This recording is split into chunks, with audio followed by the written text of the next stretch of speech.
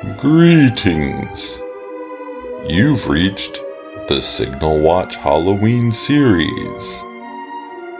Join me and my creepy cadre of co-contributors as we examine artifacts from the catacombs, boldly explore creeping horrors, and try to put it all in perspective. Stay tuned. We're gonna try to make this spooky.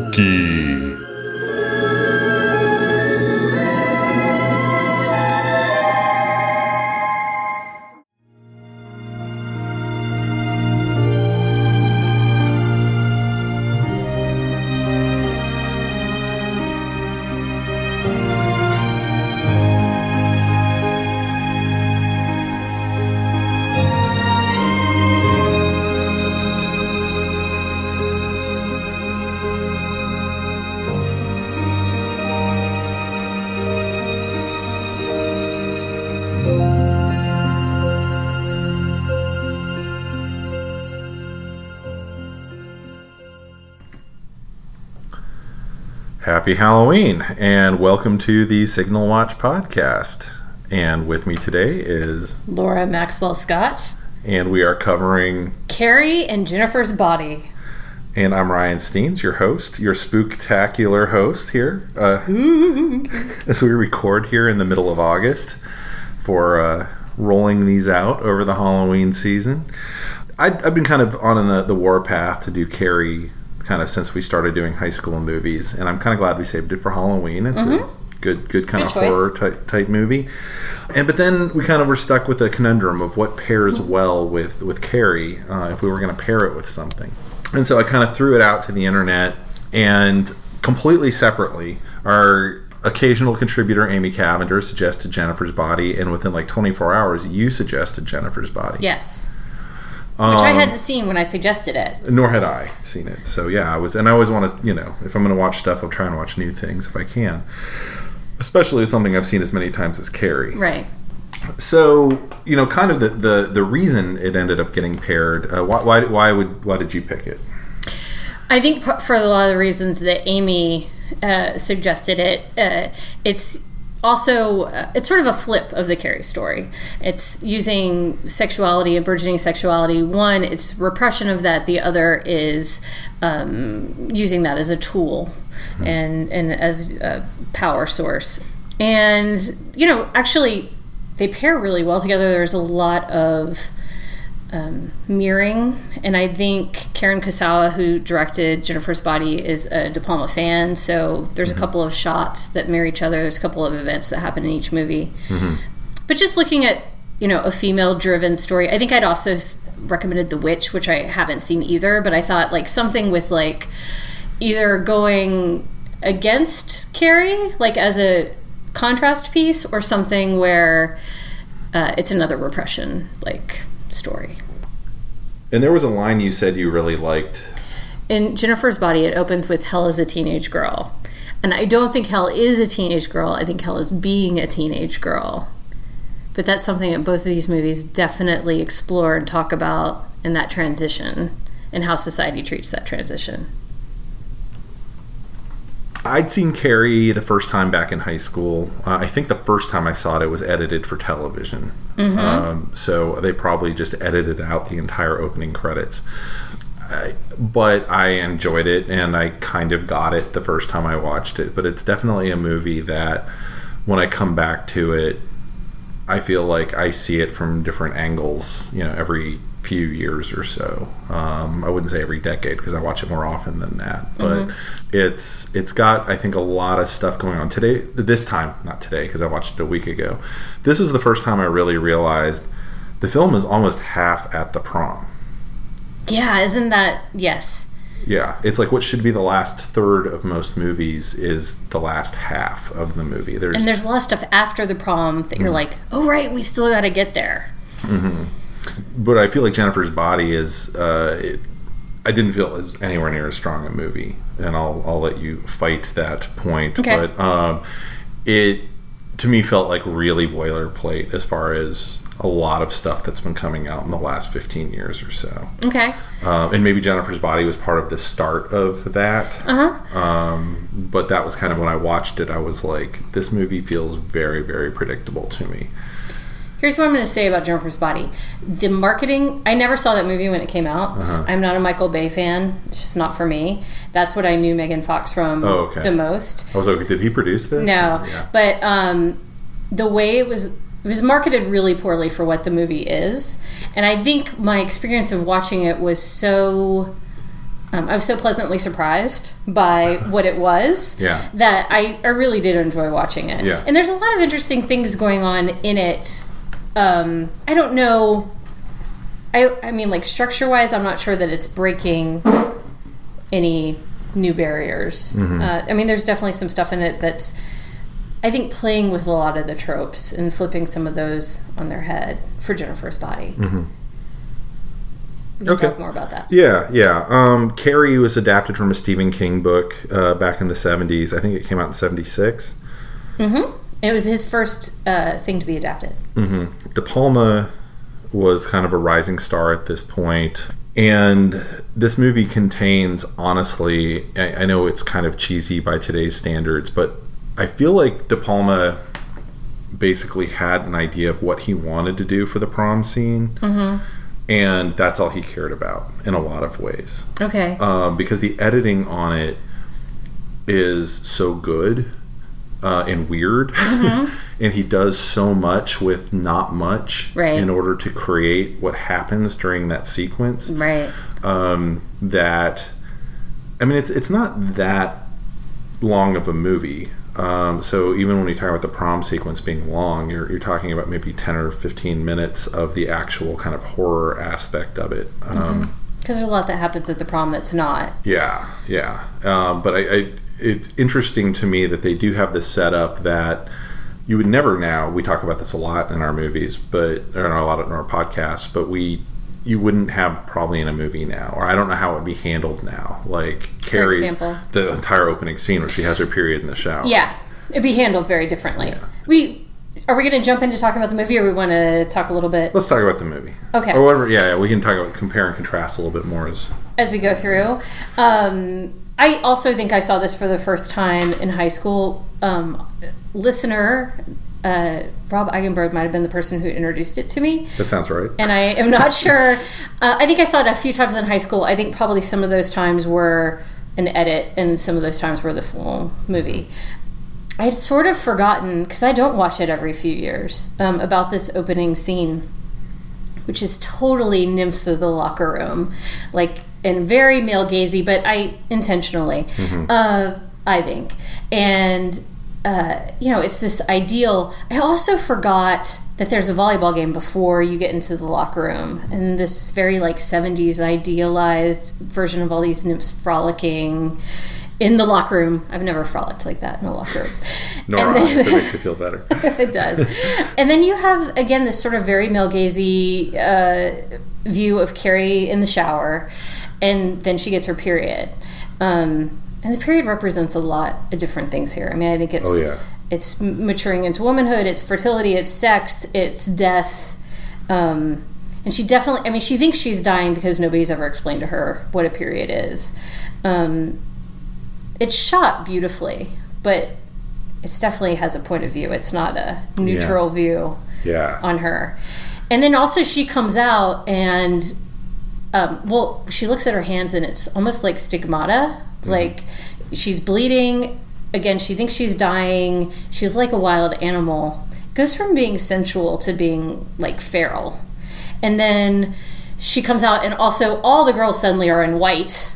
And she's just putting period blood on all of them as she comes out. Definitely Sue Snell and the coach. Yeah. The coach is Betty Buckley. Yeah. Who was in Cats. Memory. That was what she was famous for. One of the things that she's super famous for. You're going to join me for the Cats podcast. I'll at least see the movie. All right. We'll negotiate Cats podcast. But excited to see her in this. Actually, as we go through the cast, there's going to be a lot of exciting people that were in this. And that's the locker room scene. The other thing that reminds me of is the Bacchae. Oh, whoa. Because it also leads to all of the girls circling her. Well, that's what I'm getting to. The other thing it reminds me of is the Bacchae, because in the Bacchae, they're all like possessed by Dionysus. That's a Greek story. And Dionysus is the god of blood and booze and sex and theater. And in the story, it's actually a dude who thinks they're doing sex rites and so is sort of peeking in on them, and they turn on him under a trance and rip him limb from limb. And that scene where she gets the period and then all the girls turn on her and are throwing tampons and pads at her and saying, plug it up. I mean, it's basically the main thesis of our movie, I think. I think plug it up and repress it is what this movie is and what the consequences of that is. I do not disagree. Fantastic. Yeah, I mean, it's when seeing this in high school, by the way, was kind of a trip, right? I mean, you're aware you've gone through sex ed, but you don't really get much of a perspective. And the fact that a man wrote the story... Well, I do have opinions on that. No, I know. But I'm just telling you, 1992, Ryan, or whatever. Right. And you kind of know, like, not, because not everyone's showing up for sex ed class. Right, some people are getting sent to the library to do other work. I guess that is surprising to me. One, that she got her period so late because she's in high school, where most of that is like you're really starting to learn about that late elementary school, middle school. And even if you don't have it, your friends at school, even if you are very sheltered, generally your friends at school are like, hey, you're talking about it with your friends. I still talk about periods with my lady friends. This is the first time I've ever talked about periods with Ryan Steens. Won't be the last. Might be the last. But I don't know I literally do not know in the 70s what the state of sex ed was. That's true. Let alone when parents won't sign the form, right, and whatnot, and what they're actually learning in school, and all of it. And what was and you hear from the principal kind of like, God, how could she not have known all of this? And that I just finished watching Ginger Snaps, which I talked with Simon about in another podcast, and they have actually. I was thinking about that as a pairing for Carrie as well, but it would have been actually great. And kind of regretted the fact that we didn't do like a 3-way thing on this one, but anyway, the Werewolf podcast is great too. Listen to that one as well. But I felt like it they clearly were making kind of I thought a point of like, wow, this girl's really got a messed up life going on, even before she gets home and you meet, I almost said Piper Perabo. Oh, Piper Laurie. Piper Laurie. Who we love in Twin Peaks as well. Yeah, but she does, you're right. I mean, you definitely know first of all, there's a very serious volleyball game that happens where all the kids are just ganging up on Carrie, and before they have this like pastoral scene in the locker room, and then that turns into something horrific. So she's ostracized, and then I mean, she's clearly there's a situation like where she's got problems. And they refer like with the mother she has, right?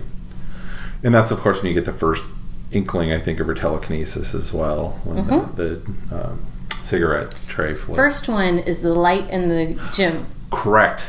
And every time you hear every time you see the telekinesis, you're going to hear the psycho stings as well, which is a psycho callback. And I think the composer was going to do music for this and passed away before he could.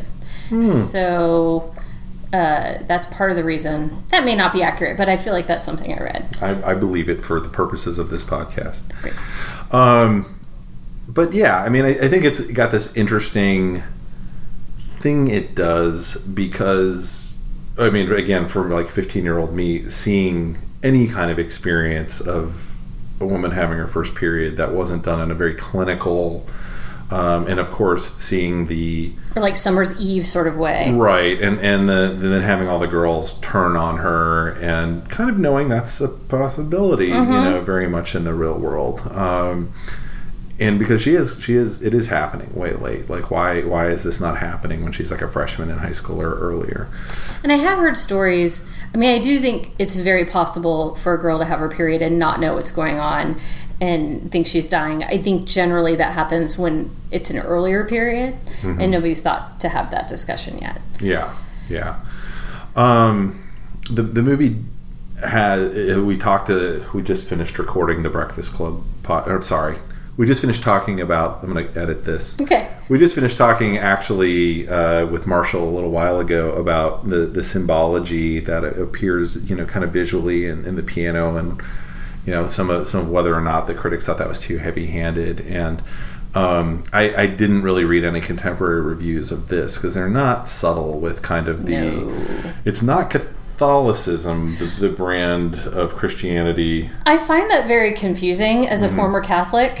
I can tell you that Saint Sebastian in the closet is not Jesus. And I know like all the imagery, but they aren't Catholic. It seems like some sort of evangelistic, weird offshoot situation that their mother practices this religion. See, this is helpful to me because I didn't know that wasn't Jesus. Okay, see, well, and you're in good company because a lot of people assume that that's Jesus. Yeah, I knew the position was off, and the arrows seemed like an odd choice. So what's the story of San Sebastian? Saint Sebastian was... I said San Sebastian. Well, of the town of San Sebastian. San is saint in another language.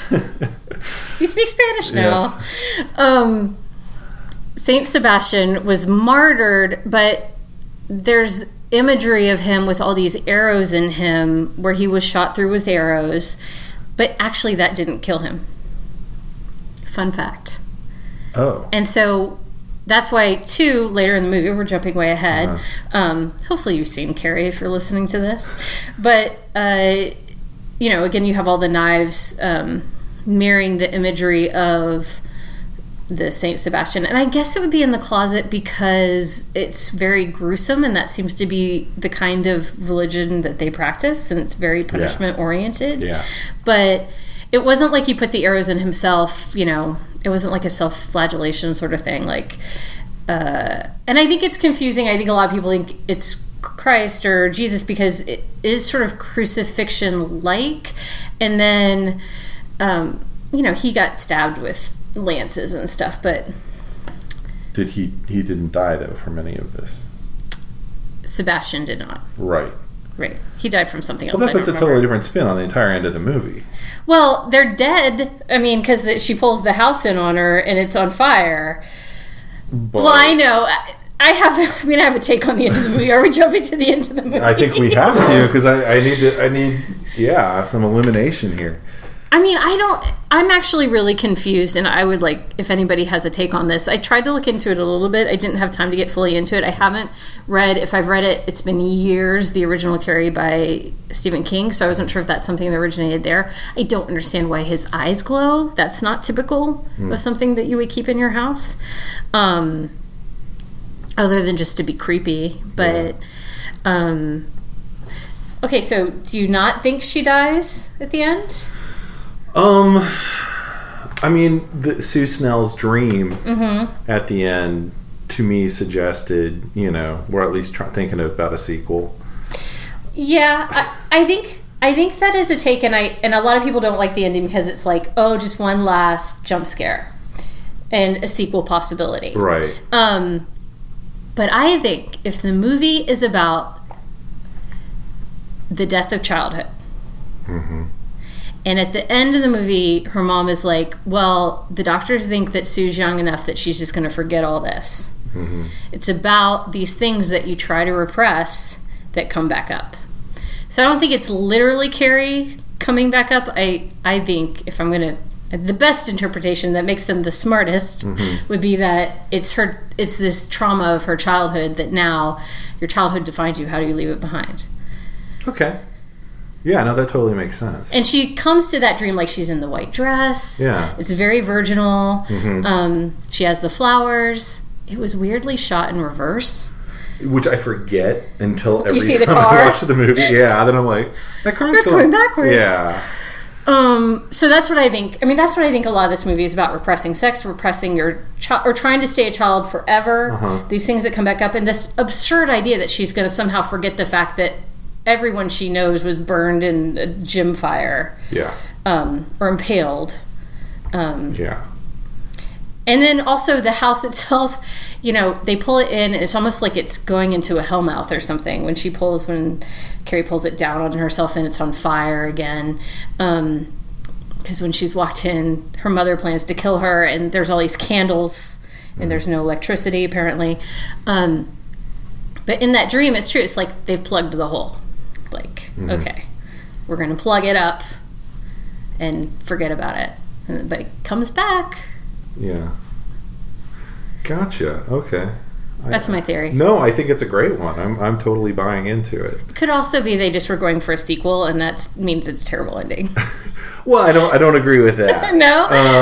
I mean, because I think the fact that they didn't make a sequel, right, but suggested that isn't there like a Carrie 2 out there somewhere? Well, there was Carrie that was redone in the aughts, and then there was a Carrie 2 to that. Okay. But or maybe they did try and make a direct sequel to this in the aughts, and then I don't know. I haven't watched either of them. No, me neither. Yeah, didn't seem like a good idea. If I had, I would have a better answer to my own question. Yeah. But yeah, I did feel like if she's somehow, at least currently, we don't know what other powers Carrie has or what she's doing, underground. If she's sleeping, if she's dead, we don't, could she be, we don't know. And so as far as like a purely supernatural horror movie kind of way, I was like, yeah, if, we're in wait to see if something's going to come back. I think that the better, more literary answer is what you just suggested. Right. But I, didn't have a problem with it either as a, It could always be out there. It's maybe an unanswered question. Yeah.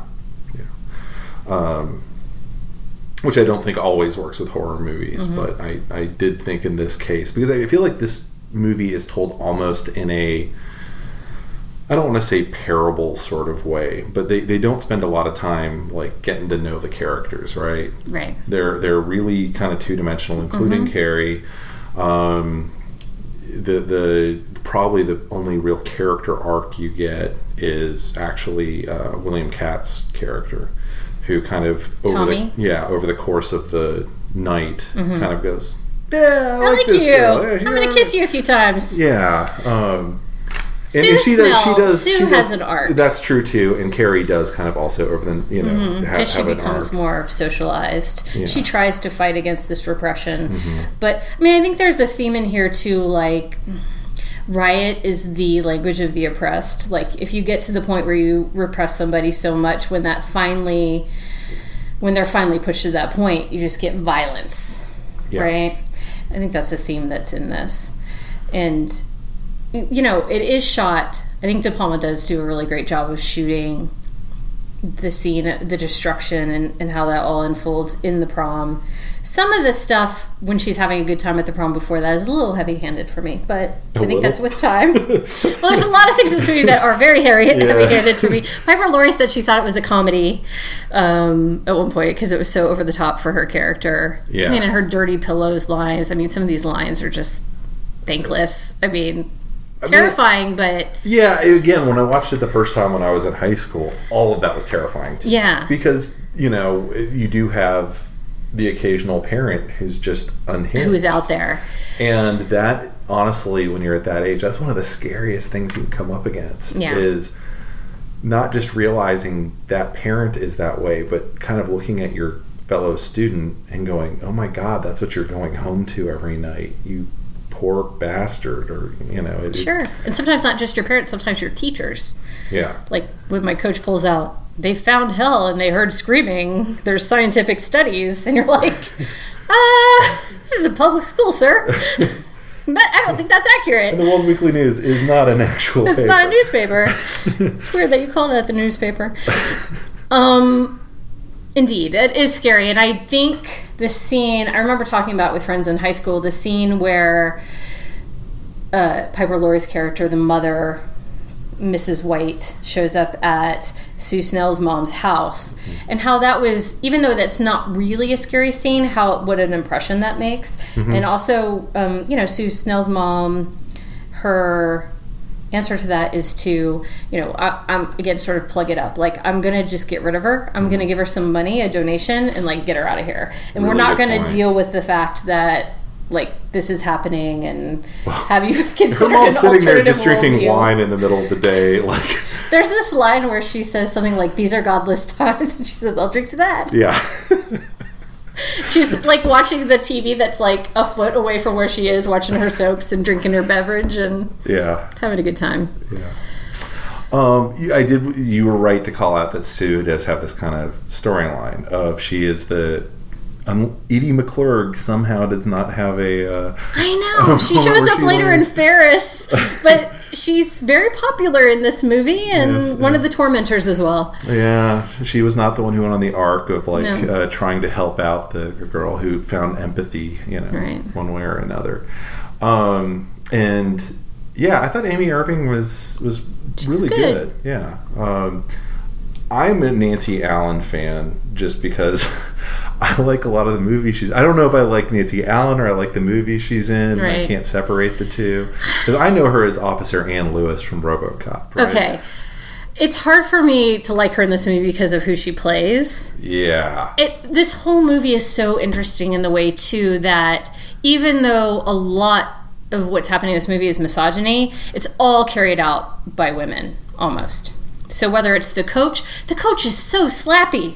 She hits those kids all the time. She hits Carrie. She hits Nancy. I mean, Chris, I guess, is the character name. But I have trouble with her in this film just because I hate the character so much. Like, I'm not a fan of that character.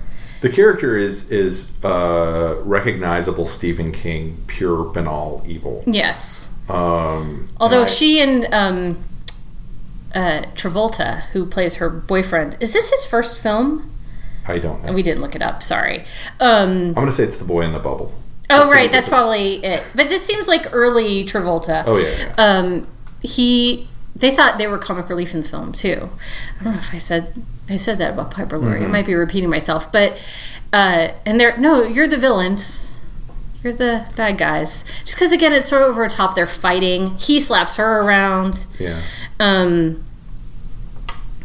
have a problem with the blowjob scene, to be frank. Okay.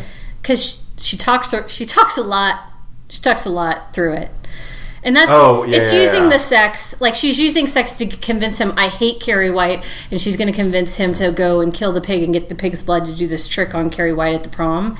And so to do that, she's using sex as a weapon to get him to agree with her, and she gives him a blowjob in their car, but she's just talking all the way through it, probably in ADR, but it's a problem in the movie. It's a problem with physics, yeah. It's a problem with physics. Yeah. No, P.S. Don't listen to this podcast with your children. This is not the one. Let's put a warning at the beginning of this one. Yeah, I mean, I think the same thing. It seemed logistically difficult. It's a problem.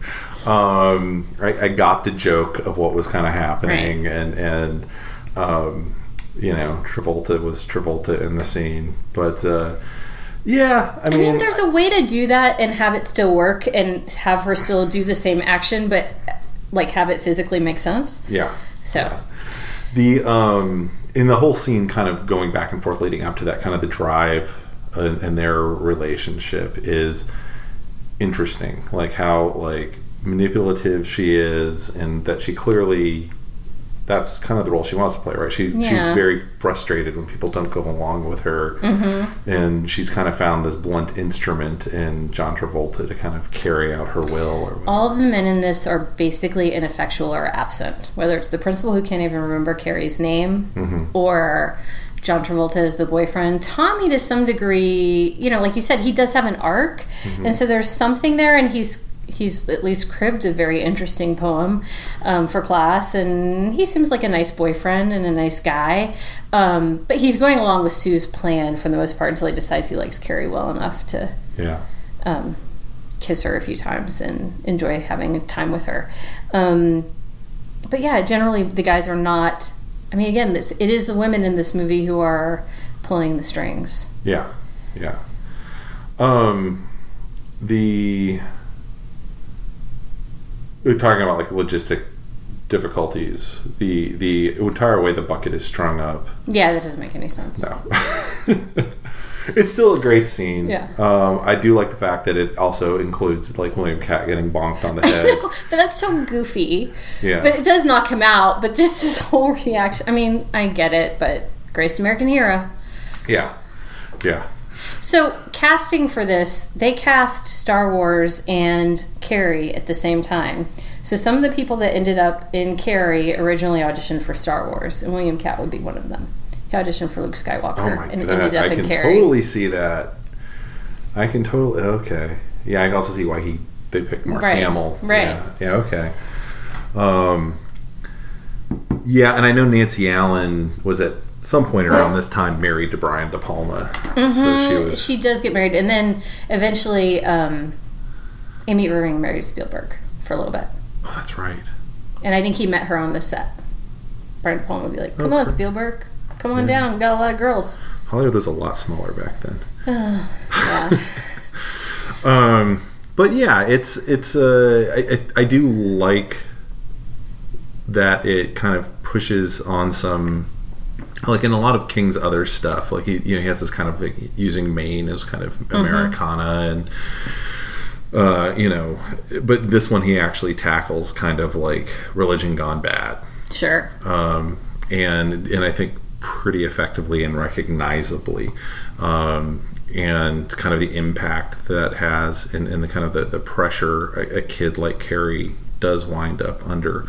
And her lashing out is such a cathartic, visceral thing, even though in today's society we do not think it's a grand old time to watch a bunch of high schoolers get murdered. Right, because unfortunately it became less fantastic and more every day. Yeah. But when it starts to happen, the movie puts you in her place where she's hero and villain of this movie. Mm-hmm. So you sympathize with her when she starts killing people. Mm-hmm. She starts killing people that wanted to help her as well as the people that tormented her. Yeah, you do get her perspective at that one point, like literally her POV, when the kind of cameras doing that spinny multi lens thing, where everyone's laughing at her when they clearly aren't actually. Right. There's some a few of them people, are. Right? The PJ Souls is right there in the front. Why does she wear that hat the entire time? Other than it's the 70s, is it just it's the 70s? It's the 70s. She also has different shorts than everybody else, and when they're all working out, she's wearing red shorts and they're all wearing black. She's got to have a matching hat and shorts. Yeah. It's a 70s choice. Okay. Yeah. I interrupted you, but not everybody. You're right. Not everyone is laughing at her. Of course, her mom is famous. She said they're all going to laugh at you, and then they do. Some of them do. Mm-hmm. And so we're seeing directly her. One of my favorite shots in movies is that first time they cut to Carrie when she's completely covered in blood, and just whatever face Sissy Spacek pulled from the mouth of hell to do that is amazing. Yeah. Like, I mean, she that whole sequence, which they must have shot over a few days. I think 3. 3? I'm actually surprised they managed to pull it off in 3. Apparently she slept in her clothes because it was so hard to get unbloodied. Oh, that poor woman. I know. So over the course of 3 days, she does this face, though. Yeah. I mean, and you can kind of just see she's almost gone catatonic at this point. And I think it's just an absolutely fantastic sequence. That first shot where the sound goes out, too. Is really great when she first gets covered with the pig blood. Yeah, if I was teaching a film editing class, and I know it has the goofy split screen thing, which I think actually is super effective for this. Yeah. I just sometime go to YouTube and I'll link to it here. Beep right there. But I think if you go and watch that sequence, if it's been a while, because it's just so damn well done, and it is coming off of the kind of ideal prom experience, and you've got the nice story from the teacher, and William Katz being so nice now, and she's feeling, they were just voted in, and This is the best moment it's ever. The best night. It's the happiest ever after I've seen ever. Mm-hmm. Even when they're spinning on the dance floor and she's saying, "Why did you ask me to prom again?" Mm-hmm. And he's sort of just answering her in a circular way, as like they go one way and the camera goes the other. Mm-hmm. It's like a dizzying. Mm-hmm. But like you said, the film's mostly about, what happens when a young woman changes. Yeah, and how we fight against that. Mm-hmm. Which is why Jennifer's Body is an interesting thing to plug in there. And Jennifer's Body, we should probably talk a little bit about plot because I'm not sure everybody's seen it, but sure. It is worth seeing. Yeah. Jennifer is played by Megan Fox, and Amanda Seyfried plays Anita or Needy. I do have a problem with the way this movie... I'm of two minds of the way this movie opens. Because, well, first you see Jennifer in bed, and then you see maybe Needy or somebody outside the window. Mm-hmm. Fine. But when we meet Needy, she's in a mental institution. I'm not sure structurally we need to see that before we go into this movie. I'm going to put something out there that was my thought at the end of this movie. Mm-hmm. That I'm not exactly sure Carrie's a horror movie, but it is. Mm-hmm. It's just not, jump scares and monsters in the dark sort of thing. It's a different Carrie? kind of horror. Yeah. I mean, it has the jump scare at the end, but yeah. Yeah. And it has the woman behind the closet door. Behind the door. The mom. With the mom. Yeah. I was like, wait, what did I miss? What woman? But Jennifer's Body at the end is a superhero origin story. Yes. Can it be both? Of course. Yeah. But I at the end was like, did we just see a superhero origin story? I think we did. And I'll say too, I'm not a huge fan of slasher movies. It's not just my thing. My thing is typically, I'm getting more into horror again. It's either things like Carrie or The Shining, or it's stuff like Get Out. And we have all these Blumhouse things coming out now. But there's this, I'm stealing this from like a Blumhouse exec, but it's the idea of things that go bump in the night and things that keep you up at night. Mm-hmm. So there's going to be a lot of Me Too stuff in Jennifer's Body. Mm-hmm. And the reason I thought, and you're right, if it is a superhero origin story, that maybe makes a little more sense. The other thing I thought about structure-wise is, in these situations where somebody does come forward, typically the way that's introduced is before you hear anything else about this woman, you hear how crazy they are. So I was like, okay, if that's part of the point, maybe it's important that we start at the mental institution and we sort of say, okay, how reliable is this narrator? Or make just a point about, we do believe her, she's the only person who's right about everything the whole way, but everybody thinks she's crazy. As a commentary in the movie. I will accept that for now. Okay. Yeah, I have to think about it because I'm putting together what you just said. It's not that I don't agree with you. No, that's fair. I accept your acceptance. I'm just chewing on it a bit. It's kind of a weird horror movie in that it doesn't do some of what I expected it to do, like as far as commentary. Mm-hmm. It just, which is what I thought the movie was going to be about. I thought it was going to be more satire, I guess, than it actually was. It was pretty straightforward. I mean, it's a way, funny, but you're right. It's not satire. Yeah, and so let's talk about Diablo Cody. Okay, yes. Because you said you don't like Diablo Cody, right? When we were talking on Slack, and I said I wouldn't say I don't like Diablo Cody. She's just not necessarily my cup of tea. Right. And this movie kind of reminded me of when I watched Juno. I was like, well, this is kind of a boilerplate after school special thing that happens to have some really quippy dialogue, where I felt like a lot of the time Diablo Cody was like, you really nailed that line, Cody. That's staying in the picture. So she's very slick and clever, Diablo Cody. Mm-hmm. I like Juno more than you do. This can't be a podcast about Juno. We'll have to, I need to revisit it and we'll have that fight another time. But I will say there are times when her dialogue catches me, and it is a little bit to steal from Mean Girls, since we have Amanda Seyfried in this. Stop trying to make fetch happen. It's just a little too much. And honestly, for me, I totally get why it's in the movie. Jennifer and Needy at the very beginning of this movie go to the club, which is really just a bar in this sad town that they have. They live in this town called Devil's Kettle. I was like, Hell's Kettle? That's not it.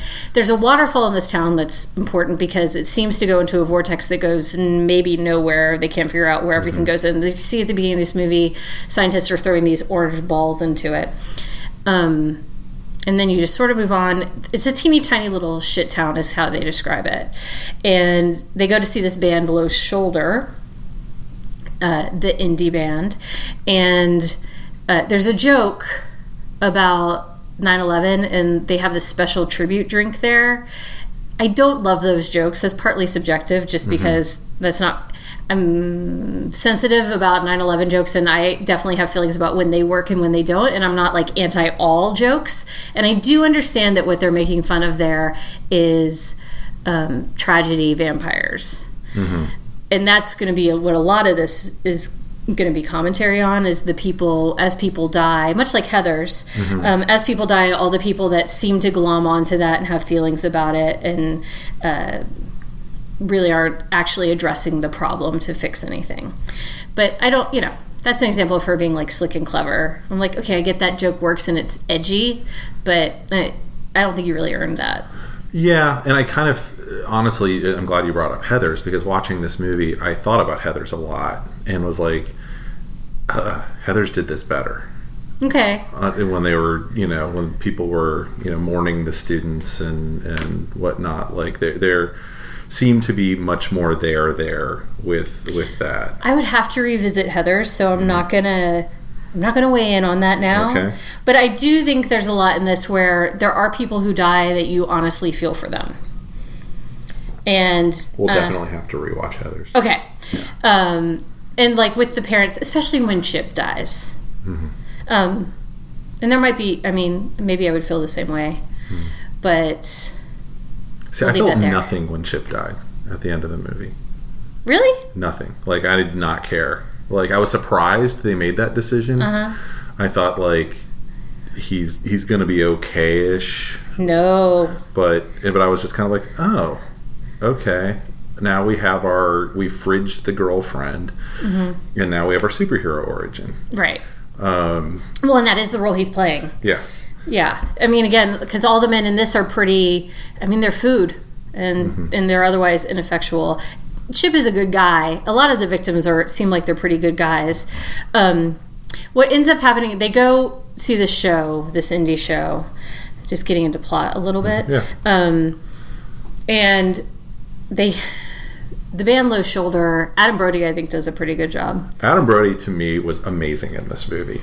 He's Nikolai, and Jennifer thinks he's super salty, which is super hot or whatever, wants to go flirt with him. And they're clearly talking about Jennifer and whether or not she's a virgin. And Needy thinks it's because they're interested in her, or maybe making fun of her, and kind of is like, you guys are the worst. She is a virgin. She doesn't want to have anything to do with you. Later, Jennifer's also going to tell them for different reasons that she's a virgin. But she goes to flirt with them. There's an interaction. While they're playing, there's a fire at the bar. And that's when the horror really begins. I think it is interesting. The fire in the bar reminds me of when... The way you watch that fire creep up that line reminds me of the scene in Carrie. When Sue Snell is watching and realizing that it's going to connect to the blood bucket. So I was like, okay, interesting work there. There's obviously a fire in both of these films. And the Needy watches... She gets Jennifer out of the bar as everybody's catching on fire and being trampled. And... Jennifer's in shock. She also seems like at some point she's in a little bit of a trance watching this band. There is an interesting relationship between Needy and Jennifer, who are best friends, and their friendship and all the different commentaries it has on female friendship is a big part of this film. I definitely want to delve deeply into that. Okay. Because, yes. Yes. But she sort of senses that Jennifer's in some sort of trance, and then she watches as Jennifer gets in this van with... Low Shoulder, that she calls like an 89 rapist. Like, can you describe the van? Yeah. I don't know, an 89 rapist. And I think that's a big central question of this movie is, especially in female friendships, When do you let your friends make bad decisions because they have their own agency, and when do you step in to intervene? Mm-hmm.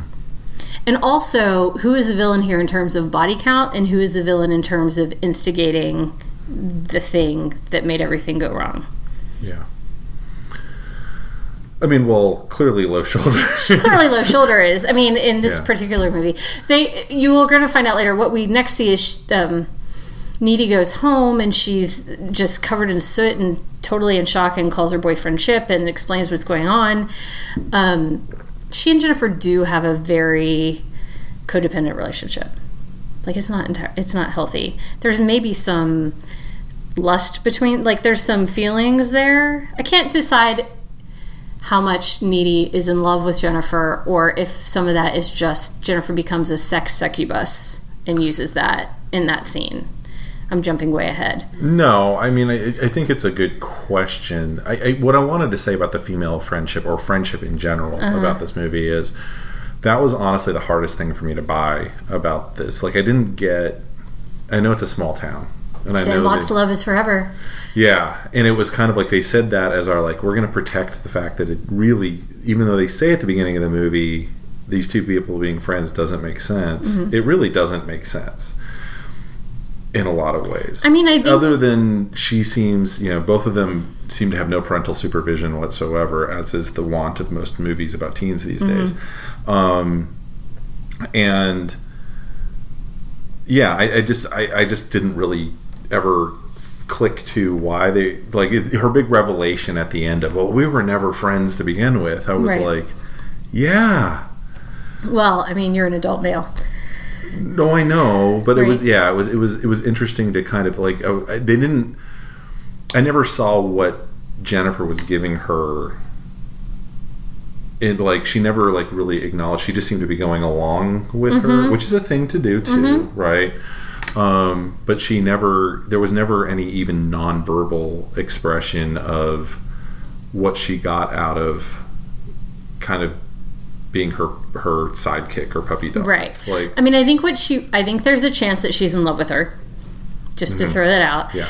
And if nothing else, they have this incredible history together. And also, Jennifer, she at least admires Jennifer, even if she's not going to use sex to get what she wants. In the same way, even though she does have sex, which I love, even if it's an awkward high school sex, like, there's no virgin in this. Spoiler alert, there's no virgin in this that gets saved because they're a virgin. Yeah. But she would say to her boyfriend, of course we're friends, we like the same things, Yeah. But she knows the rules, which are, she can't outshine Jennifer. Yeah. At least not in the same way. Like, she could be smart. I do love that in both of these movies there's a Carrie goes to the library, and there's a Needy goes to the library to learn about the occult. We have an occult section in our high school. It's very small. But I appreciated that callback in both of these as well. Look, it's not, like you said, it's not a healthy relationship. Right. And some female friendships I think part of that is misogyny. But I also think, there can be a competitive built into some female friendships. Sure. That isn't healthy. That is a thing that happens. Yeah. I just didn't feel like they really went anywhere with it, because Jennifer is transformed early in the movie, so we don't really get other than an assurance that no, it makes sense that these two people who seemingly might know each other, in the past. What was the movie? Oh, Heathers. Again, where she has Betty Finn, who's the friend she used to hang out with before she started becoming friends with the Heathers. And you're like, why isn't it like that? Why isn't she more of a Betty Finn? Yeah. Or even in Mean Girls, you have, like, we were friends until she became cool. Yeah. Like, there seemed to be a path there. I think the answer is Needy is cool enough, but not so cool that she's going to outshine Jennifer, is what Jennifer gets out of that situation. Yeah. And I think Needy just enjoys Jennifer until she doesn't. Yeah. I kind of wish they had been a little more explicit in that, as far as, like, establishing what that relationship was. It didn't make a lot of sense to me, but I also accepted it as, like, I have to, or this movie is not good. It's not going to work. Yeah. But like her actually having a boy. Well, I mean, I guess Jennifer was supposed to be dating Chris Pratt. Yeah, Buff young there's Chris there's a young Chris Pratt in this who's playing the. He's part of the police force, or about to join the police force. And yeah, it's interesting. You get to see like Chris Pratt here, and then he's on Parks and Rec, where he's clearly like, I'm going to eat lots of pizza, right? And then there's now working out all the time, went on the special diet, Chris Pratt, keto diet, Chris Pratt. Indeed. So, can we jump back into plot a little bit? Jennifer shows up at this house that belongs to Needy, and is just looks like death. Is like bleeding. There's blood in her mouth. She goes into the kitchen and tries to eat some Boston Market chicken, and then that's the kind of stuff in the movie that I thought worked really well. It does. It's funny. Yeah. And then there's all this CGI gore that comes out as she's eating human food, and that's clearly not going to work. In Needy's kitchen. She like throws Needy up against the wall, which she kind of did a little bit earlier before she was a demon, indicating maybe there's some issues in this relationship, and but then leaves the house. And then when we see her again, she's showed up at school and she's like fresh as a daisy, looks fantastic, totally fine, no PTSD from the night before. She has the slow-mo walk down the hallway where everyone turns their head. Well, yeah, she does down. That's when there's been several deaths and everyone's like in super mourning. Yeah. And then you see her in that pink sweatshirt just cheery walking down the hall, making everybody at the studio happy. Yeah. I think this movie didn't do well because I was going to say this earlier, it was sort of marketed as a much different thing that I didn't think I was going to be interested in at all. What do you remember it being marketed as? As a Hot Girl Jennifer slasher movie. Like Hot Girl, Megan Fox, Transformers. Like, instead of inverting that, it seemed like that was just what it was going to be, maybe. And I don't know why. I mean, I think I was probably busy at the time too, but I mean, I think I should have seen Diablo Cody and be like, well, maybe look into this a little bit more. Mm-hmm. But I was just like, it's just not my thing. My memory is it actually also came out during a spate of movies much like this. There was like the Vagina Dentata movie, whatever that was. Teeth. Yeah. Teeth. And there were several of them that were like... Monstrous Feminine, everybody. Yeah. That's possible because I don't remember much this about... This also came out around the same time as Ginger Snaps, too. Did it? And they're within a few years of each other. Okay. I mean, maybe like 6 years of each other, but that's kind of the... You know, horror goes through waves. Right now we're in a wave where, you know, if you don't know someone, they're probably murdering you or trying to murder you. Okay. That is what's right now hot in horror from what I can tell is strangers will kill you. Strangers will kill you. Yeah. What about strangers that look like us? That they'll definitely kill you. Oh, yeah. If you don't know who they are, and they're on your driveway, yeah, they will definitely, yeah, they're coming to murder you. So good job, America. But yeah, I think that was just kind of something in the air at the time, and horror definitely does we're going to copy each other until we run whatever this cycle is into the ground. You know, like the Hostel movies and whatnot. Right. I'm not a fan of like the Saw. Yeah. It's just not my thing. And I thought it was sort of more like that. Yeah. Like, okay. Oh, you thought it was going to be okay. I mean, just more like, she's going to eat dudes or whatever. Yeah, I was like, okay, so like I thought it was going to be what it was. And only it was marginally better than I thought it was going to be. Marginally better. I do want to talk about, Jennifer starts to eat people again. There's this other thing too where she's maybe not that interested in Colin, the boy, the goth boy, until Needy is like, I think he's a cool guy. And then she's like, that's sort of interesting, along with the female friendship. When Jennifer goes after Chip, there's a moment where she's like, tell me I'm better than Needy, which I think speaks to a truth to a certain kind of female friendship, which I think this is about. Mm-hmm. Okay. But we don't find out until later what happened when she went in the van with Low Shoulder, and they think Satan is their only hope to make it as an indie band. See, this is where I think Diablo Cody shines. I appreciate that Jennifer uses her looks as currency and sex as currency, but so does Adam Brody. Mm-hmm. And he talks about, like, look, we're cute, but all the indie bands are cute. Like, Satan's our only hope to do this. And as funny as that is, and it is funny, the part where they actually kill her is really disturbing, I think. Yeah. And they sing, he can't even remember her name, but then they sing 8675309 as they're stabbing her. You find out that they think she's a virgin, she's not. And because of that, they kill her in the woods as a sacrifice, but because she wasn't a virgin, she gets possessed by the demon and has to keep eating human flesh in order to stay alive. But, I mean, just the part where, like, they think it's funny and it's really nothing to them, but it's everything to her, but she's so disposable. I feel like... Yeah, that's horror to me. That's horror. Like, yeah, that's... And it's also commentary. Yeah. And it's also comedy. Yeah. I mean, as dark as you can get, but I think that scene was, to me, the best scene of the movie. I wish they had not buried it that far along. I probably would have been more invested. And I did, there was also some stuff about, it was kind of funny to me that in the movie, they make fun of movie soundtracks. Right. And this kind of, like, the way people do deal with tragedy with the song in the trees or whatever. Which, Through the Trees, is clearly the song of the movie, too. Yeah. Like, it's explaining...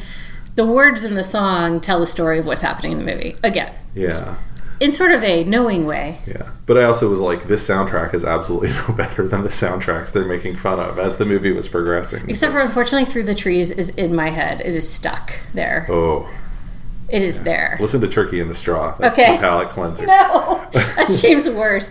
But, yeah, Through the Trees. It's stuck. It's so stuck.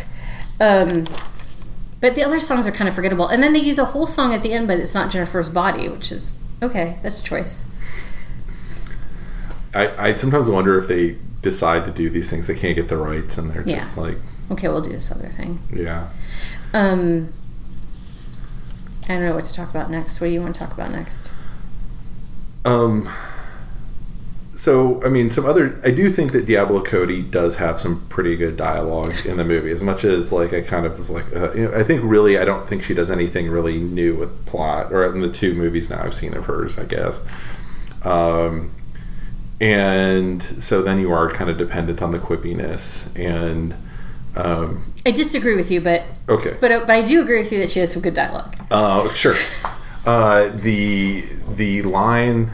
Well, that was her death line for Jennifer. My tit. Yeah. So good. Yeah, and that was kind of the movie I kind of wish this movie had been more of. I mean, I appreciate the callback. The second part of that line, too, is like, no, your heart. Like, they really are friends. Biff's. I felt like that line in either the reading or whatever was almost like telling the audience, like, no, she's actually killed her at this point, audience. I thought it was deeper than that, for me. Oh, okay. I was just like, okay. Like, I wish she hadn't said anything at that point. Yeah. Or done it in voiceover something. I think at that point she's actually, like, she has just killed her best friend, and she's, like, mourning that a little bit. Maybe I'm giving it more credit than it deserves, but, yeah. Okay. Yeah, and that's the first time you see Jennifer's mother as well. Yes. Although, I do like Amy Sedaris in this. As Needy's mom. It was great casting. Mm-hmm. For the little bit, I'm sure they flew her out, paid her for the one day or whatever. Yeah. But, it was smart casting. You get why, because she works the night shift too, and she explicitly says, I also like Chip's mom for the little bit that we get to see her. Because I've seen her in some other things I like her too. Mm-hmm. But, you're like, one day you're going to call for me and I'm not going to be here, even though I'm Ford Tough Mama Bear. Mm-hmm. Because she's just a nurse and literally not around. Yeah. But yeah, it's in as far as like these kind of two dueling perspectives of the, hellish metaphysical and all of that. I feel like honestly they're pretty equal as far as like what they're in their delivery of what they're trying to do. and kind of how I do feel like Jennifer's Body's not, it's not an American classic the way Carrie is kind of considered at this point. I don't really know over time what will end up happening with that. It seems like Jennifer's Body's been getting a little bit of reconsideration lately. It has. And I think that's good. I do wish it were a marginally better movie than it is, if it's going to get that kind of reconsideration. I wish it were a little bit more biting, I guess, in some ways, because I feel like it just was a little soft in a lot of things. I felt like the movie really dragged. It is a long movie.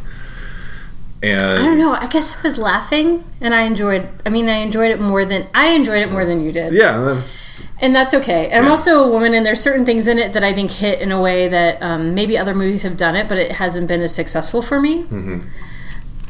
But yeah, I don't know. It's not a great American classic yet, but it is getting a lot more attention in this current society situation that we're in. Yeah. What are some of your favorite lines? In Jennifer's Body? Mm-hmm. Oh, I should have written them down. I don't really know. The one that really stuck out to me was definitely the... My tits. Yeah, because it was... It's so Jennifer. So Jennifer, yeah. And it was that's the thought she's having. I mean, we also know she's a demon and she can't really feel, whatever. Right. But it was kind of this kind of perfect, summed her up. So I appreciate... there's one early on where Jennifer is talking about how jealous Chip is, and she's like, "You're Jello, you're lime Jello." I appreciated.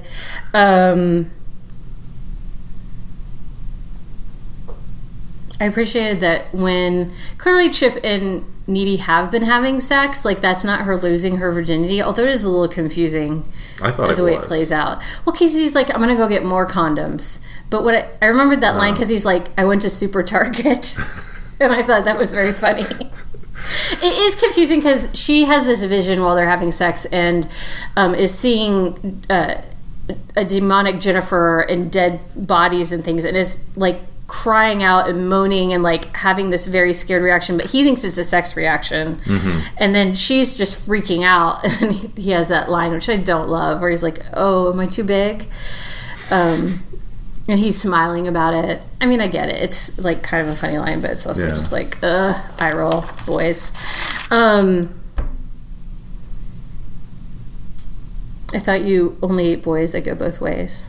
It's a funny line when they're fighting at the pool. That was actually one that didn't really work. It didn't work for you? Yeah, I mean, I got where she was going with it, but yeah, it felt a little CW network for me. Fair enough. What eventually happens is after she's caught, Needy's caught after she kills Jennifer, and then gets sent to the mental institution that we found her in, and then breaks out because she was bitten by a demon. But if you're bitten by a demon and it doesn't kill you, then you might get the demon powers. Yeah. And so she levitates. Oh, that's a good line in the pool where she's like, it's something like... She's flying. She's flying, and she's like, she's just levitating. It's like, why are you unimpressed by everything that I do? It's not that she's just hovering. It's not that impressive. That was good. But she finds they kill Jennifer with a Bowie knife, but they call it a Bowie knife. Mm-hmm.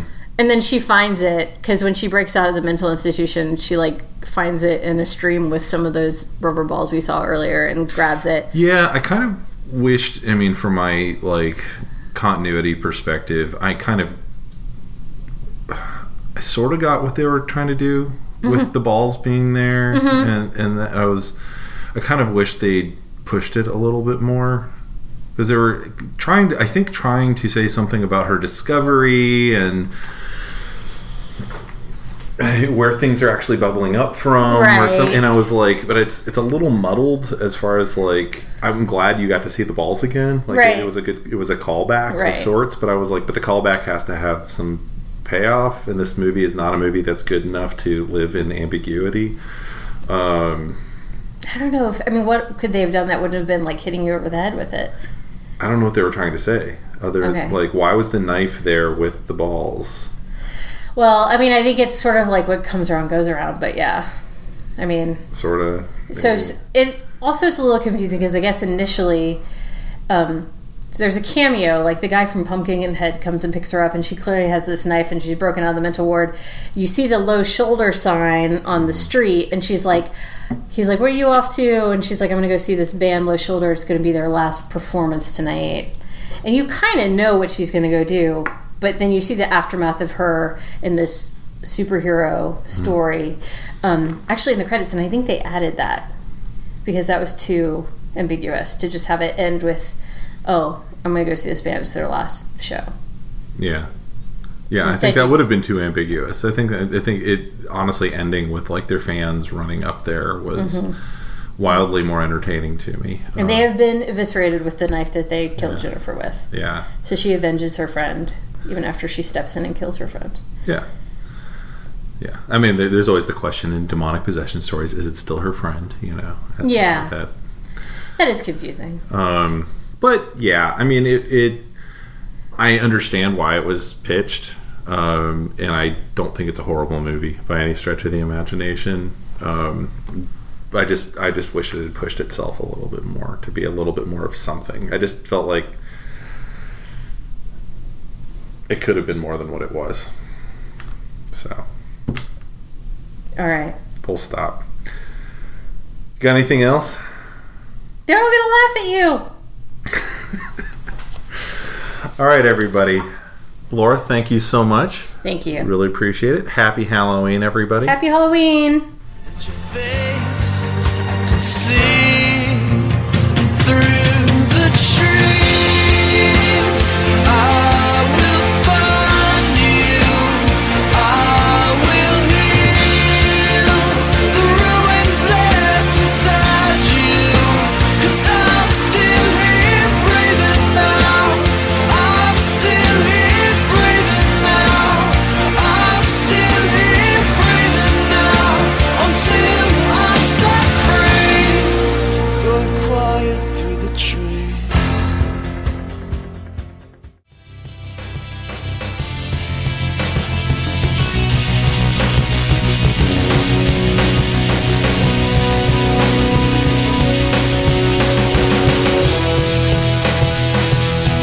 That about wraps it up for this edition of The Signal Watch, a production of the League of Melbotus.